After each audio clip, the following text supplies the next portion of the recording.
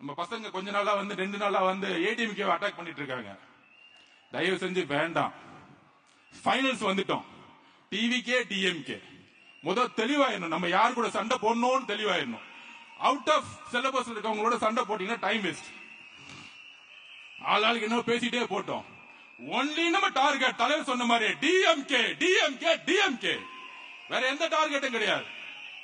நம்ம சும்மா போய் நம்ம சோசியல் மீடியா வாரியா சொல்லி அவங்களுக்கு பதில் கொடுத்துட்டு இவங்க பதில் கொடுத்துட்டு அவங்க ஒரு 4 வருஷமா காணோம், எங்க இருக்காங்கன்னே தெரியல. சோசியல் மீடியால எங்க இருக்காங்கன்னே தெரியல. நம்ம பதில் கொடுத்து தேவையில்லாம எதுக்கு லைம் லைட் கொண்டு வரணும்? ஏடிஎம்கே ஆல்ரெடி காணாம போயிடுச்சு. ஏடிஎம்கே தலைமை மேலே மக்களுக்கு நம்பிக்கை இல்லாத பொழுது அந்த தலைமை உருவாக்கக்கூடிய 10 பேரை நம்ம நம்பி நம்ம திட்டி நம்ம என்ன பண்ண போறோம்? அவ்வளவுதான் எலெக்ஷன் ஸ்ட்ராட்டஜி, அவ்வளவுதான். அவங்களுக்கு நம்ம என்ன பண்ண போறோம் சொல்லுங்க. அப்ப நம்ம சோசியல் மீடியா வாரியர்ஸ் தோழர்கள் ஒண்ணு சொல்றேன், போக்கஸ் டிஎம்கே. அவன் நம்ம 2 பேர் சண்டை போட்டுட்டு ஜாலியா உட்கார்ந்துட்டு இருக்கான். கிடையாது, நம்மளுடைய போக்கஸ் டிஎம்கே. அவங்களுடைய தவறு ஒவ்வொரு தறியிலும் இன்னைக்கு கஞ்சா சேல்ஸ் யார் எந்த ஆட்சியில் நடக்குது? இந்த ஆட்சியில் நடக்குது. எந்த ஆட்சியில ஊழல் நடந்துட்டு இருக்கு? இந்த ஆட்சியில நடந்து. 2026 திமுகவை தூக்கி எறியக்கூடிய நாள்.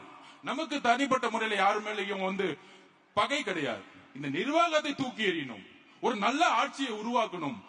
தலைவர் அவர்கள் ஒட்டுமொத்த நிர்வாகத்தை எப்படி காமராஜர் நேர்மையாக உருவாக்கினாரோ, எப்படி அண்ணா ஒரு கொள்கை ரீதியான ஆட்சியை உருவாக்கினாரோ, அதற்கப்புறம் நம்ம தலைவர் அதை உருவாக்குவார் என்கிறதை நம்ம நம்புவோம், உறுதியாக நம்புவோம்.